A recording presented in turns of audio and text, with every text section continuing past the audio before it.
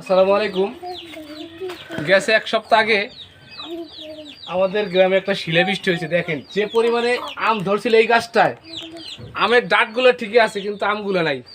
এই যে এই আমগুলো দেখেন, এগুলোকে তো শিল পড়ছে, এগুলো আসার বাস থাকবে না, বুঝছেন। মনে করেন এত পরিমাণে আম ধরছিল। বর্তমান এই যে অবস্থা, আমাদের দেখেন আরও গাছ, এগুলো যে পরিমাণ আম ছিল, এক একটা ডালে 10টা 12টা করে আম ছিল, একটা আমও নাই।